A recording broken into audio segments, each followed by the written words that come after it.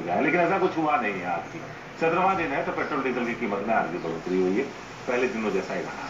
और आज पेट्रोल की कीमत 20 पैसे और डीजल 55 पैसे महंगा हो गया।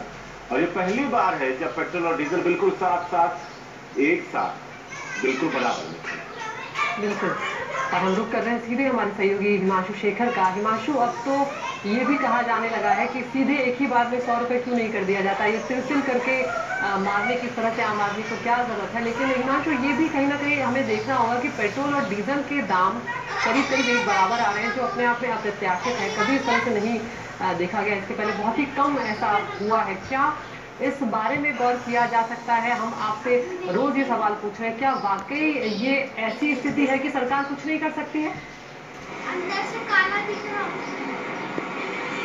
ये महत्वपूर्ण सवाल है। देखिए, ये समझना बहुत जरूरी है कि ये जो बढ़ोतरी अब दिख रही है आपको, 5 मई को भारत सरकार ने एक अप्रत्याशित फैसला लिया था लॉकडाउन के दौरान, जब सरकार का जो राजस्व है वो बहुत तेजी से घट रहा था।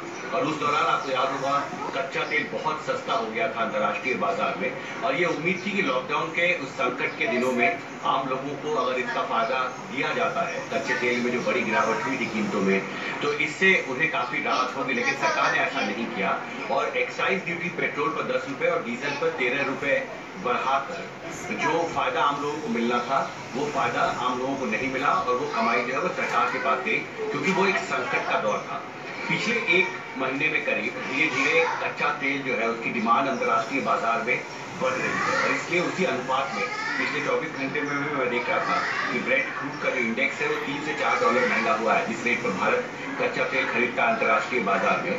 तो इसलिए अब अंतर्राष्ट्रीय बाजार में कच्चा तेल की डिमांड जो है वो धीरे धीरे बढ़ती जा रही है, और उसी अनुपात में पेट्रोल डीजल की कीमतें भी तेल कंपनियां बढ़ा रही हैं। मुझे लगता है समझना बहुत महत्वपूर्ण है कि जब अर्थव्यवस्था धीरे धीरे पटरी पर आ रही है, और आज ही centre for monitoring Indian economy ने ये कहा है कि जो प्री कोविड लेवल था बेरोजगारी का, वो स्तर 21 जून को पहुंच चुका है।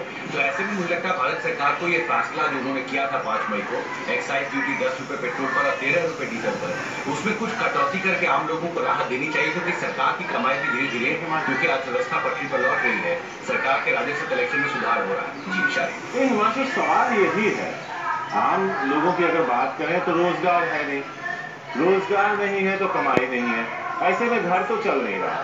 एक रिपोर्ट थी रविशंकर शुक्ला की, हम उससे बस दिखा रहे थे कि गाजियाबाद और नोएडा में अब लोग बिजली का बिल भरने की स्थिति में नहीं है, जबकि पहले करीब करीब सब भर दिया करते थे। ऐसे में घर से निकलना भी एक मुहाल है, क्योंकि जब जाएंगे कहीं तो गाड़ी का इस्तेमाल होगा, और जब गाड़ी का इस्तेमाल होगा तो पेट्रोल और डीजल की जरूरत पड़ेगी, जिसमें आग लगी हुई है।